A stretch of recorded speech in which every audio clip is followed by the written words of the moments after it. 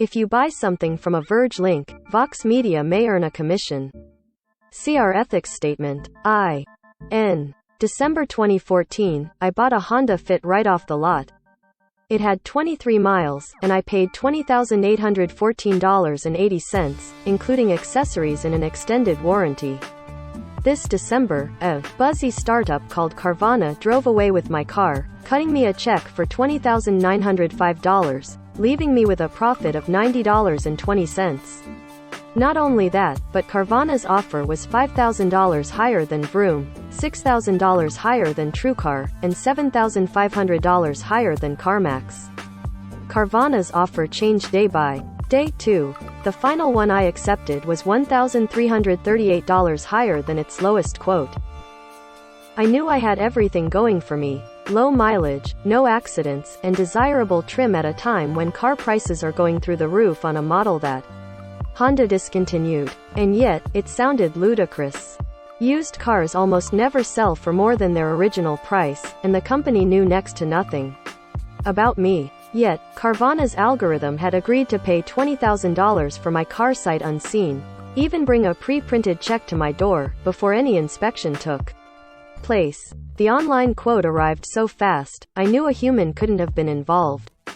But Carvana didn't become the fastest-growing digital car dealership in the United States, and the third fastest company to ever make the Fortune 500 list, by asking pesky humans the price of a car.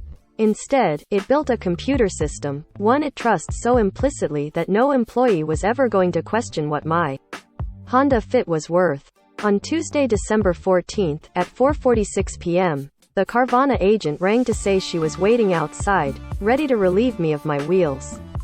I handed over the keys, and she got to work checking the odometer, tapping information into her tablet, taking a few cursory pictures, but she performed no mechanical inspection and asked no questions.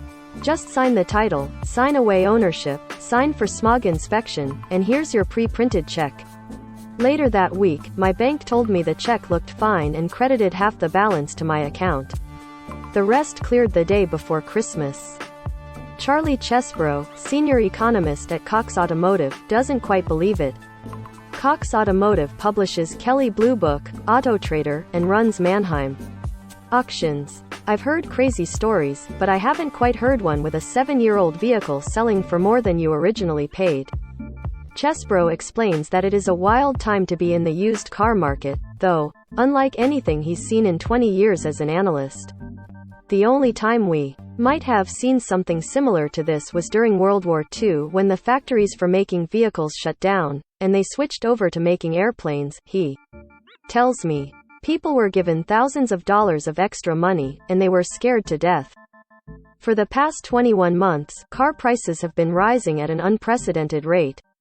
Initially, demand dried up in March 2020 when states started issuing shelter-in-place orders, but Chesbrough says it came roaring back as soon as the federal government started sending out stimulus checks in May. Buyers wanted the ability to get out of town, to go places without worrying about strangers packed into their bus or subway car. Personal transportation became a priority, he says. When the chip shortage hit, that's when used car prices began to spike, too. Chesbrough says the entire industry can currently only make a little more than a million cars per month, and the impact is easy to spot across the United States. There were 1.8 million fewer vehicles on dealer lots in December 2021 than in December 2020 and 2.5 million fewer than in 2019. Suddenly, buying a new car becomes a dicey proposition, and not just because some dealers are charging a markup. There are so few cars that buyers won't necessarily find a vehicle with the color or trim they want. We're in an environment where everything's been picked through, says Chesbrough. So maybe potential new car buyers become used car buyers. Maybe they try a buzzy app that brings cars to your door.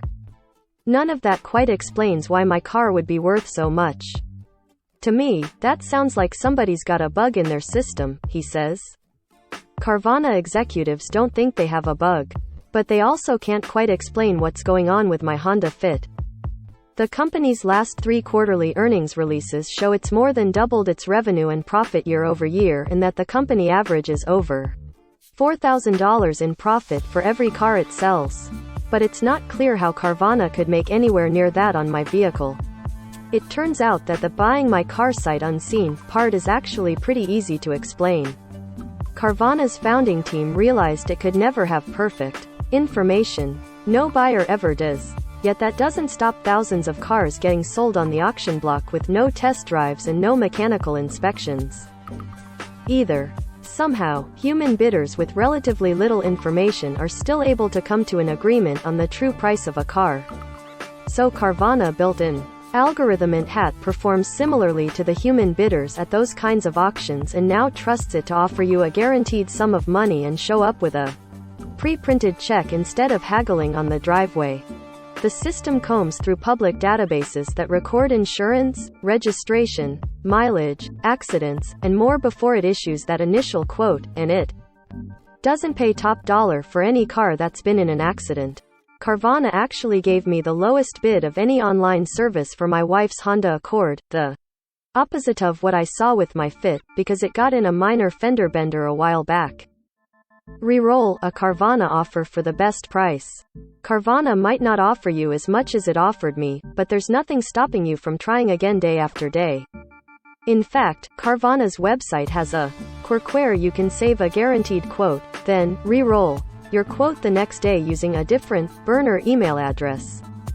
If Carvana offers you less money, don't save it. If Carvana offers you more, log in with the same account you originally created, and it'll update with the higher quote. I managed to push Carvana's quote $1,338 higher this way.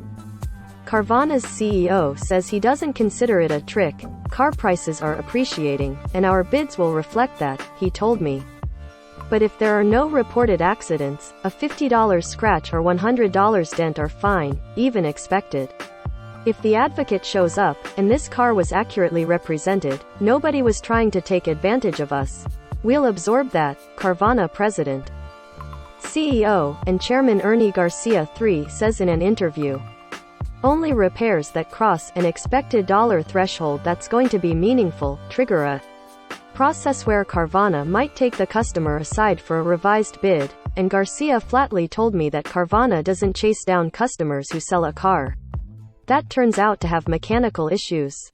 Instead, it sells them wholesale or fixes them at one of its 13 inspection sites around the country.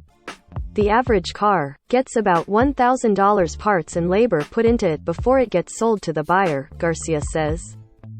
According to Carvana's Tom Tyra, who led product at competitor TrueCar for over a decade, the actual quote you're seeing primarily revolves around three factors. What the car would sell for on the wholesale market today, what Carvana projects it will be worth, and which cars Carvana needs to stock in its inventory. The miles on it, the accidents on it, the condition that you've reported, all of those things are adjustments, says Tyra. But they're not at the algorithm score. And it's that third factor, Tyra guesses, the need to fill in holes in Carvana's own inventory of cars, that might have caused the algorithm to aggressively bid for my 7-year-old blue stick-shift Honda Fit with its silver trim and alloy wheels.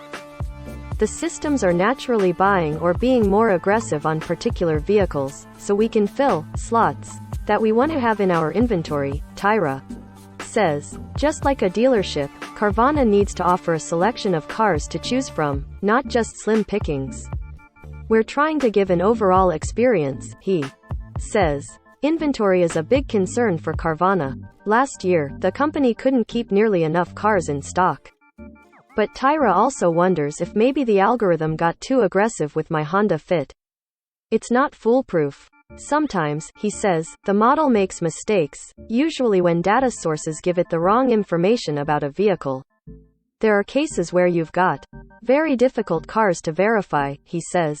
I've never seen a $25,000 error by any stretch of the imagination, but on a monthly basis, there are a handful of $3,000 to $5,000 errors that we make because the data's not correct. But Carvana also says it uses those outliers to retune the algorithm and actively discusses the biggest mistakes during its management meetings. Tyra says my car never came up. Garcia seems suspicious of his own company's offer, too. He suggests I might have been able to make my money back with, say, a 2018 model since the pandemic has driven used car prices up more than 30%. Going all the way back to 2015, that certainly would not have been my expectation, he says, adding that it's particularly confusing to hear that Carvana paid more for my Fit than other Fits with lower mileage or newer model years. Last Friday, I got Carvana's final answer. The short version? It's not a bug. At that moment in time, Carvana's algorithm believed it could pay me that much and still make a profit. Here's the longer version, via Carvana spokesperson Veronica Cardenas. It appears we did make an aggressive offer for your vehicle, but not by much. We are currently projecting to make a small margin on the vehicle itself, not including finance and insurance. Apparently, your vehicle was unique, low miles, manual transmission, which generated an offer based on the wholesale and retail markets at that moment in time. With the wildly fluctuating wholesale and retail market, particularly for unique vehicles, you definitely took advantage of a moment where the market valued your vehicle the way it did.